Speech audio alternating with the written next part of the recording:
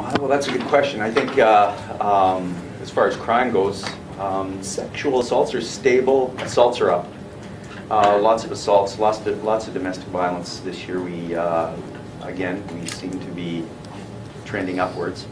Calls for service are through the roof. So right now we're 9,000 calls for service above last year, which is extremely significant because we know calls for service, each call is an average of 104 minutes.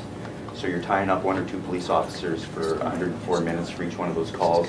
We're up 9,000, and over the last 3 years, we're up 20,000 calls over 3 years, which is very significant. And of course, our resources aren't keeping pace with the number of calls.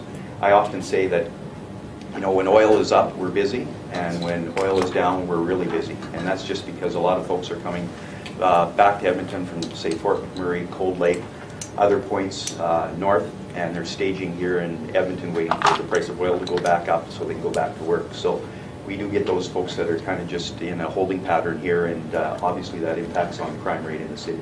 So this is, the economic downturn is affecting the police rate? No question.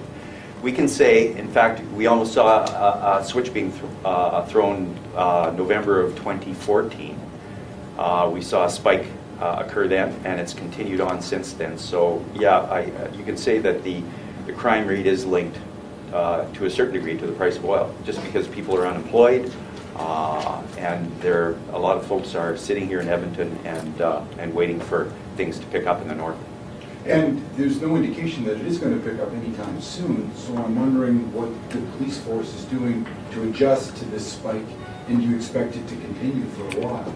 Well, there's no indication that it's gonna reduce. So we think we're going to continue to see these high numbers of complaints going forward, and I don't know how long that'll go on. Of course, we have a budget coming up here in November. We're asking for more resources here, and that's part of a 3-year budget. So City Council, Police Commissioner are aware of what our ask will be, and we'll see what we get as far as resources.